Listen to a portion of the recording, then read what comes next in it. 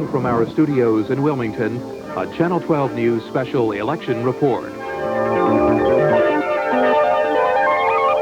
This 1984 election debate is brought to you by Beneficial Corporation, a worldwide leader in the financial services industry. Beneficial urges all voters to cast their ballots this election day. By the News Journal Company, bringing you daily coverage of the candidates and issues this election year. We deliver Delaware. And by the subscribing members of Channel 12.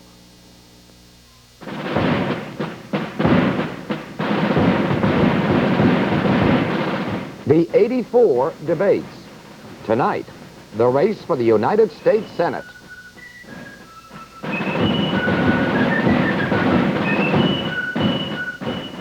Good evening. I'm Pat Downs. Welcome to the second in our series of 5 debates live from our Wilmington studios. With the consent of both candidates, our format tonight allows each reporter to restate the question if they believe the candidate is not responding to it. Tonight, the race for the U.S. Senate. Our guests, Democratic incumbent Joe Biden and Republican challenger John Burris. Our guest journalist, Delaware News 12's Tom Hubbard, Nancy Kessler from the Wilmington News Journal papers, and Eileen Gilligan from the Delaware State News. Thank you all for being here this evening. By the toss of a coin a little earlier this evening, the first question will be directed to Mr. Joseph Biden. And Mr. Hubbard, you have the first question, sir. Thank you, Pat. Senator Biden, your opposition to the MX missile system is based on its not being defensible because it will be based in existing Minuteman missile silos. You advocate waiting for a better system. You oppose the B-1 bombers, saying the development of stealth bombers is sufficient. In both cases, is there not a gap in national security while we wait for new systems? No, there is no gap in national security, and let me be the devil's advocate and rephrase it in the sense that if in fact there's a gap now, the gap isn't closed by either of those systems. Right now, for example, we have B-52 bombers with cruise missiles that have ranges about 1,500 miles that can sit outside the Soviet Union and penetrate the Soviet Union as well and as rapidly as the B-1 bomber can do that. We already have about 20% of those deployed. We have no gap there, number one. Number two, with regard to the question of the MX missile, we should be moving toward a survivable system that is in fact mobile. The existing system would be to spend approximately 40 to 50 to 60 billion dollars, depending on how many you build, to put them in a situation where everyone acknowledges that a maximum of 10% of them could survive, and I think that is not a very wise investment of important defense dollars. Mr. Burris, same question. You support the $30 billion MX missile project while admitting that even most conservative estimates say that 10% of those missiles would be obliterated on a Soviet first strike. Does that not wipe out the MX as a bargaining chip for meaningful arms control? Absolutely not. The whole concept behind a MX missile is that it has 10 warheads as opposed to the current Minuteman, which has 3. If only 10% of the missiles survive, if you only had the Minuteman, you're talking about 30 warheads. With the MX, if 10% survive, you're talking about 100 warheads. That's the difference. That's why the MX would be a legitimate deterrent.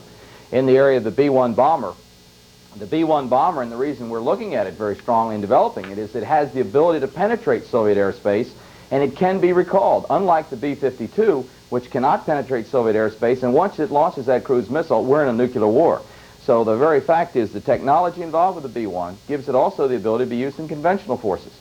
So I believe very strongly that we must modernize. The B-52 has outlived its age. It's certainly requiring a great deal of money to maintain, and its problem is it just is not an effective bomber. It's not a threat to the Soviet Union, and they do not have to provide a defense against it. They already have it. They'll have to work hard to defend against the B-1. Ms. Kessler, the question is yours to Mr. Burris. Yes, Mr. Burris, you have said that you would consider raising taxes to help balance the budget if other measures that you are proposing do not completely do the job. If you have to raise taxes, would you use the present tax structure or would you change it? And if you would change it, specifically, how would you change it? Well, the use of taxes to solve the deficit is not the solution today. And as the President said quite clearly, it's taxes that is the last resort, and I think that's the difference between the campaigns this year and certainly between the parties. Taxing now without putting a limitation on spending, without having a balanced budget amendment, simply pours more dollars into the leaky bucket. And what we did in Delaware is we closed those holes in that leaky bucket with a spending limitation. And I certainly believe that a lot of the debate is centering on tax reform, But the best tax reform that's occurred, Senator Biden didn't support, and that's tax indexing. He basically didn't support it, and that automatic increase has been changed now. And as of January, the taxpayers of this country will have their taxes raised only when a vote is taken in the U.S. Senate and the House of Representatives. I think certainly there are a lot of problems with our tax code, and that needs to be straightened out. But let's spend the debate and talk about the priorities of limiting government spending and the rapid growth of government spending, and not how do we find a slicker way to get 80% of our money from the middle-class taxpayers. All right. Senator Biden, you said that you would not consider a tax hike unless the current tax structure were done away with and a new one put in its place. Specifically, how would you change the tax structure, and would that structure collect more taxes than the current structure does? Let me respond directly to the question. I would, in fact, change the tax structure. I would scrap the entire present tax system and replace it with a modified gross income tax, which would, in fact, ease the burden on middle-class taxpayers. 88% of the taxpayers in America would pay less taxes under that system, the so-called Bradley-Gebhardt Fair Tax Bill, modified gross income tax, than they now pay. Whether or not we set it up being revenue neutral, that is, to raise no more revenues than it is now. But if you were going to raise taxes, which I don't believe we should be doing, you could, in fact, at least raise it fairly so that it wasn't on the back of middle-class people. My opponent talks all the time about Mondale and Reagan. Well, that's not our difference. That's not a Mondale-Reagan difference. I think the way to deal with the deficit is to freeze all spending, everything. John talks about that, but I don't know specifically where he's going to get tough in terms of cutting spending. We don't need new taxes at this point. We need a new tax system that eases the burden on middle-class taxpayers. Ms. Gilligan. Senator Biden, how far do you believe the government should go as a provider of services, specifically school breakfasts and lunches, daycare, and job training programs? I think the function of the government is to provide not only for the needs of the people who are unable to provide for their own needs, but to ease the burden on the rest of the taxpayers. For example, it makes a great deal of sense to me, and I think this is an area where John and I agree, that we should in fact encourage support of daycare centers. We want people off of welfare, and we say to the working poor that we want you to go out and work and not be on welfare. But in fact, if we don't have adequate and fair daycare centers that they can afford, there's no way they can get off the welfare system. With regard to the school lunch program and the school breakfast program, that should be provided for only for those children who in fact aren't able to get a good lunch at home, a good breakfast at home, where they're not able to provide for their own nourishment.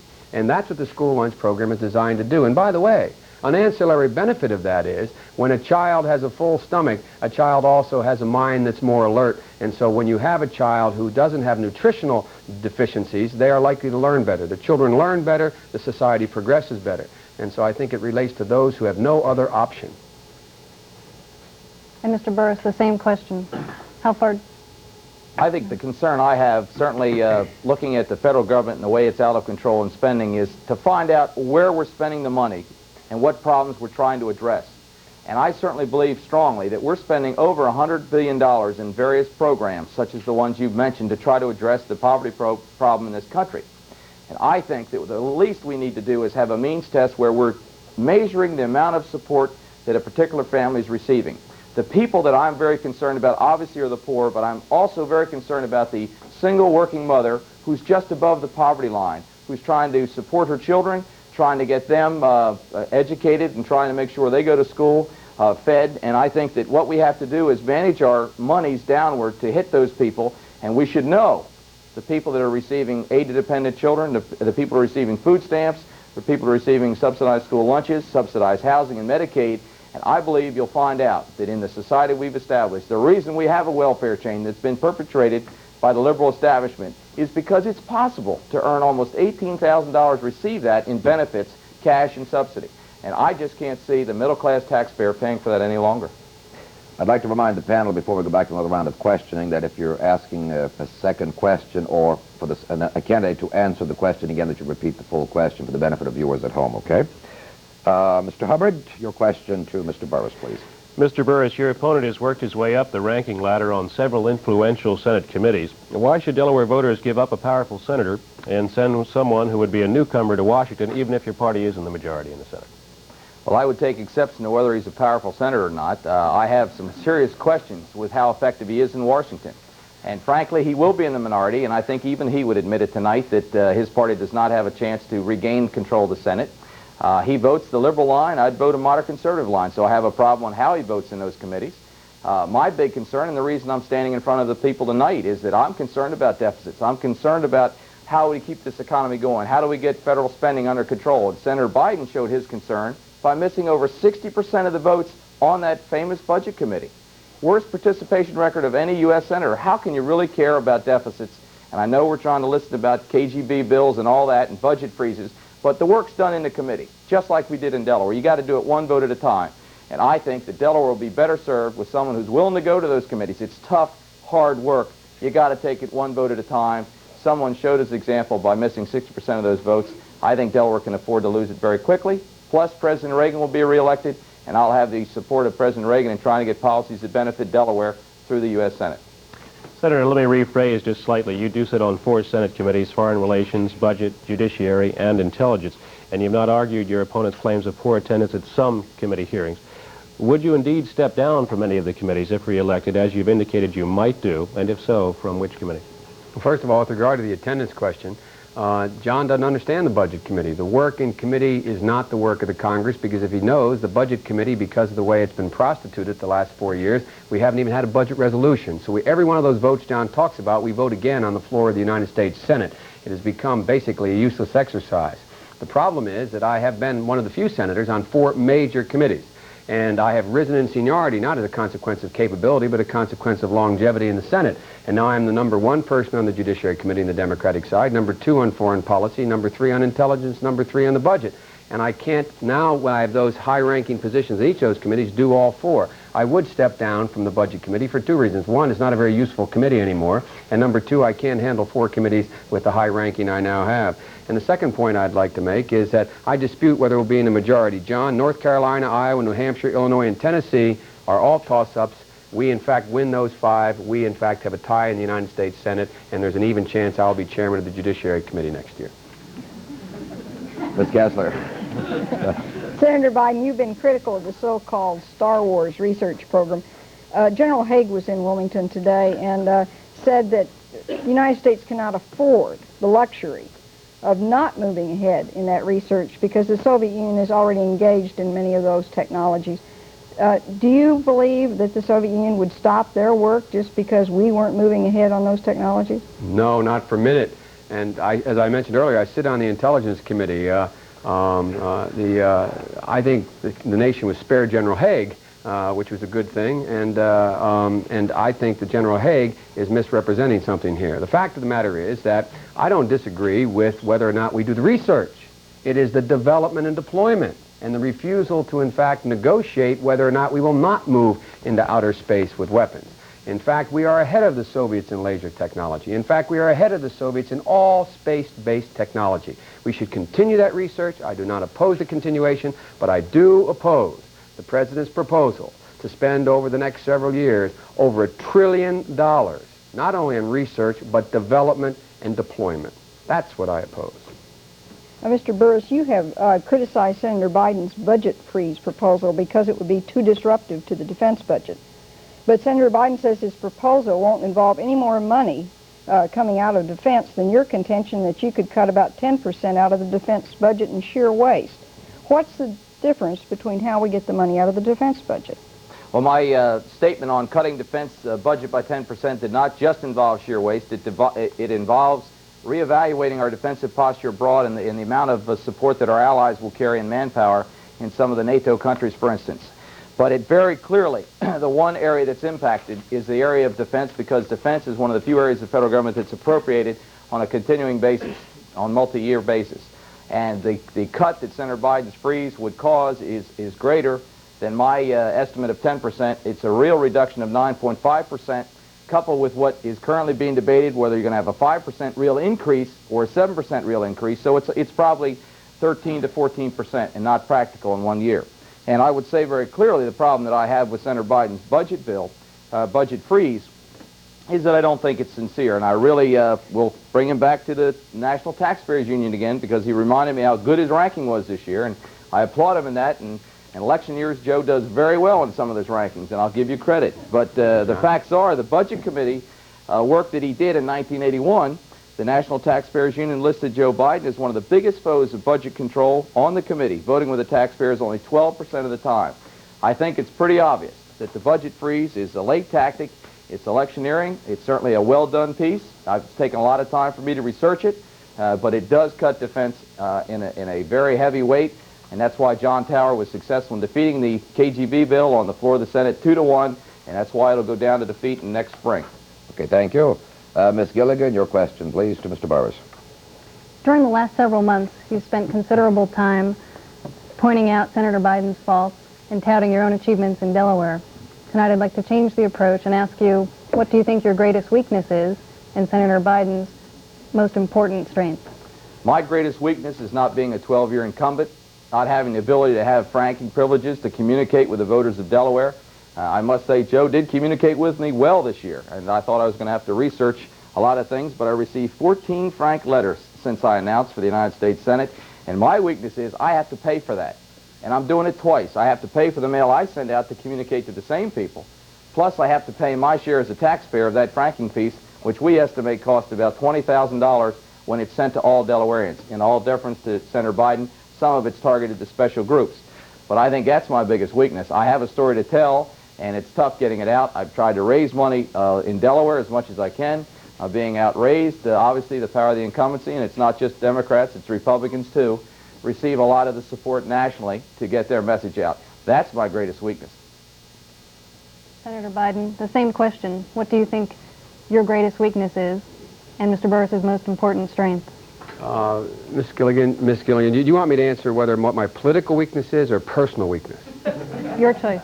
Well, personal weakness, I think in terms of my ability as a senator, I should know much more about the Medicare system and the Medicaid system. Is not my expertise. My expertise has been the criminal justice system and foreign policy, and I don't know as much about some other aspects of the budget of the government, and in turn the budget. And I acknowledge that. I guess John has no weaknesses. I think one of John's great strengths is I think John's a very forceful person who presents his platform very well. With regard to all these frank letters and the rest, I guess that applies to Bill Roth and everyone else. And you know, I in fact communicated not only 14 times with John this year, if that's the number. I communicated 14 times in the year before, and the year before, and the year before. And I've held more town meetings than anybody else in the history of the state of Delaware. I've been more available than anybody in the history of the state of Delaware holding any public office. And I thought that was one of the functions I had. I have a lot of weaknesses. I think I have some strength, but that'll be up to the viewers to judge who has the most weakness and who has the most strength. All right, thank you very much. Mr. Hubbard, your question. Mr. Burris. To Senator Biden, please. Oh, Senator Biden. You support, or rather, Democratic criticism of President Reagan's policy in El Salvador in its initial stages was tough. Now, democratically elected Salvadoran President Duarte there is meeting with rebels and talking about peace. You voted down aid to Nicaraguan rebels. Won't that undermine hard-fought progress already won? Let's put this in focus. If you remember, the Reagan administration supported D'Aubusson. D'Aubusson, when he was in office there, called for elections. D'Aubusson was the worst thing that could happen to El Salvador. We have always supported Duarte. Duarte, and if you notice, the Reagan administration opposed any negotiations with the rebels. Any negotiations with the rebels. What's the first thing that Duarte did? Duarte came along and said, I'm going to negotiate. Caught the administration off guard, and what the devil could they say? Thank God for Duarte down there. With regard to aid to the Contras, the notion of aiding the Contras is so they intercept arms. They're not intercepting the arms. They are, in fact, mining harbors, plotting assassination plots, and attempting to overthrow the government. That's their business. But it's inconsistent with what we say our objective is, to stop the flow of arms into the region. And Mr. Burris, you support continued aid to Contra rebels in Nicaragua despite world outrage over covert CIA mining of harbors there and public outcry over CIA manuals advocating violence. With that backdrop, what kind of signal would continued aid send to the world? Well, I think certainly the reason that people were upset over the mining of the harbors, it was excessive. And I think that obviously the manual was done by a contractor to the CIA. It was not the CIA. And I think that the president moved quickly and is trying to do away with that manual and finding out what happened. But I think the problem is a grander question than that. I see Nicaragua as a great threat to that region. We tried in the late 70s to try to do it the right way and befriend them, try to support them economically, try try to allow their country to develop whatever government they wanted. But they basically moved away from that. They now have a standing army of 100,000 people. They are shipping arms into El Salvador. They are training rebels that are going into El Salvador. And I think that we must continue to keep pressure on that regime, but we must also try to talk. And if we can take the pressure off Central America by keeping the pressure on the Contras or on the Sandinistas until they do talk and try to be a peaceful neighbor, I think we have to serve our area well. That is our hemisphere. The options, if we turn our back on that problem, are not very positive. All right, thank you, Mr. Burris. The time is up now for questions from the guest journalists. And right now we'd like to give the candidates the opportunity to ask a question of each other. And we begin with, again, because of the earlier coin toss, Senator Biden, you may ask the first question of your opponent. My opponent and I have disagreed on whether or not the President and the Democratic Party's concurrence in sending troops to Lebanon was a wise decision. I thought it was a bad decision, and I still think it's a bad decision. My question to my opponent is, under what conditions would he contemplate committing American troops to Lebanon and/or any part of the Middle East? That answer is very simple. I believe that we have to live up to our commitments. And I think if we have any valid treaty with any other country and their security is threatened and that treaty would trigger our action, we'd have to support them. I also think that any time our national security is at risk, that we have to consider using troops. I believe the effort in Lebanon was a sincere effort to try to provide a country the time to mature and to try to have their own government. Unfortunately, terrorism got in the way, and as Senator Biden knows quite clearly, terrorism is probably the greatest threat to world peace and human rights that exists today, and I think our country was right in trying to do it. I think there was some military errors made in putting all those Marines into barracks. I've been in the military, in the infantry, and I know that's the type of mistake that you just can't tolerate. I would like to have seen more effort done to reprimand those in control of that decision. But I believe the reason we went in was to give them a chance, and I think that they were sent in there not to fight. They were sent in there to try to provide peace and give them a chance to do it. I see that happening again in other areas, but no longer would I put troops in without a definite goal and without trying to honor our treaties or trying to protect the national security of this country. Thank you. The next question is yours, Mr. Burris, for your opponent. Thank you. Joe, recently you stood up and announced your support for Mr. Mondale and that you were going to vote for him. It didn't surprise me. You voted 3 out of 4 times with the Carter-Mondale team in the late 70s. But I'd like to know tonight just why you're voting for him in 1984. Is it because of his proposals to raise taxes by $157 a month, his opposition to indexing, as you've opposed indexing, or his lack of concern of our strategic modernization, or satisfying the liberal interest groups, or just blocking President Reagan? I'm on the Reagan team. Your past record shows you're not an ordinary senator, not an ordinary Democrat. You're a liberal Mondale Democrat. Just what makes Walter Mondale the main man to lead your team and you? Well, thank you, John, for recognizing I'm not ordinary. First of all, I am on no one's team. I am Delaware's United States Senator. I'm a rubber stamp for no one. If the President of the United States is right, I'll be with him, as he was in Grenada. If he's wrong, as he was in Lebanon, I'm against him. If he's right in terms of the tax cut of '81, I'm with him. If he's wrong in terms of Star Wars, I'm against him. Now, why do I support Walter Mondale? There are several reasons why I support Walter Mondale over President Reagan. Number one is his record on civil rights. I believe civil rights is really the measure and test of the heart and soul of a nation. Number two, I believe his attitude toward arms control is much more sane, reasonable, and necessary. I believe his policy on taxes is wrong, just as I believe the policy being floated by the Reagan administration right now for a across-the-board value-added tax or sales tax is also wrong. There's places I agree with him and disagree with him. On balance, I agree more with them than I disagree with them. But the bottom line is, I am Delaware's man. I am not President Reagan's man. I will not be President Mondale's man. I will take on a president when I disagree with him. I think that's why voters send me to Washington, D.C.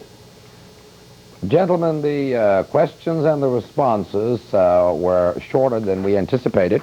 We have a little congratulations. Congratulations, John. I think we set a record. We have a little time left, and we do have enough time, in fact, to offer each of you the opportunity to ask one other question in about 1 minute, and ask and answer in about a minute. I believe, Senator Biden, it's your opportunity. I go first twice. Okay, I like going first. John, with regard to, let's go back to defense, the question Ms. Kessler asked you. My my proposal does not cut, in fact, the whole budget 9.6% when you freeze. It cuts the increase by 9.6%. You said you could cut 10%. They're both for 1 year. Why are you really against the freeze? Don't you want to cut the other programs? I didn't say I was against a freeze. Oh, good. What I said was the freeze was not practical. You know it's not practical. What it represents is a place to hide this election year till the storms in November pass, and you'll be back to the Joe Biden that I've seen and all the research I've done. Okay, Mr. Burris, I'll interrupt you at that point with that response. You may ask the question of Senator Biden, sir. Okay, for the last, Joe, for the last 9 months, I've tried to run a campaign based on issues. And you have come right out of the box saying that I was running a very negative campaign, and all those friendly letters to the editor that said I was distorting your record and carrying on. So it was amazing. I got this Citizens for Biden. Could we make the question? We're really running short on this minute of time. I would simply say this memo is what I think is a negative campaign. And I would wonder why you're just saying that it's a negative campaign. I say it's a negative campaign from the outset. John told you I had one of the worst attendance records in the United States Senate. In fact, it's the average of what the Senate is. It's not very much different than his attendance record when he was a state representative. John says that he picks out the Judiciary Committee and says they only made 7% of the meetings, yet Paul Laxalt and all the rest of the people didn't make those meetings either because we all know those meetings didn't mean anything, and so on. I think, John, you haven't told us where you stand. You've tried to tell people where I stand. You ought to tell them where you stand. I'll tell them where I stand. I'll interrupt both of you at this point. Okay. The clock continues to run. We'd like to offer each candidate now an opportunity to give a closing statement. Mr. Burris. Thank you. Appreciate the opportunity to talk with all of you tonight. And frankly, Joe does talk about next year being the year of a lot of huge decisions. My concern is what decisions were made or missed in the last 12 years. I have experienced 6 balanced budgets in the state government. As a businessman, I'm used to balancing my budget on a yearly basis. I think the greatest threat to our economic freedom is the condition of our fiscal affairs in the federal level. I am in this campaign because I am a fiscal conservative, and I believe that Senator Biden's record clearly demonstrates he is not, in spite of his recent electioneering. I would like your vote. I would like your help. I believe that I offer you the chance to put someone in the United States Senate who can attack those deficits one vote at a time. I'm prepared to do it. I'm prepared to work with Ronald Reagan, not against him. He's returned this country optimism, faith, and a strong economy. People are going back to work. And that's exactly what I know best, work. Senator Biden. Thank you. Being a United States Senator is a great honor, and you've allowed me to be part of an effort to build a brighter future for all Americans. And now America, I believe, is on the verge of greatness. And the decisions we make over the next 2 years will chart the course for this country for the remainder of the century. And although our future may lie beyond our vision, I don't believe it's beyond our control. We can guarantee a full promise of America for our children. We can share and spare their generation from the dread of drug abuse. We can end the arms race and not necessarily go to space. We can make the air cleaner and the water pure. And we can make for a fair tax system. And we can restore economic order. We have an opportunity, in the words of Thomas Jefferson, to make the world anew. And together with you, that's what I'd like an opportunity to continue to do, to make the world anew. We Americans can be whatever we want to be. And if we look at the big issues, we can solve them if we do it in a bipartisan way. We've run out of time. Thank you all very much for being here. That is our program for tonight. I'm Pat Downs. Good night.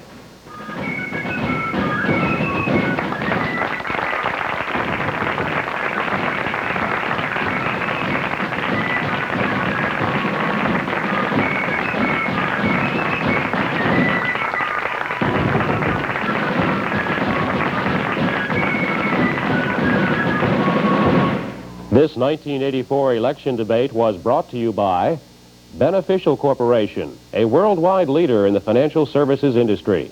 Beneficial urges all voters to cast their ballots this election day. By the News Journal Company. Turn to the News Journal papers for the last word in the first state. We deliver Delaware. And by the subscribing members of Channel 12.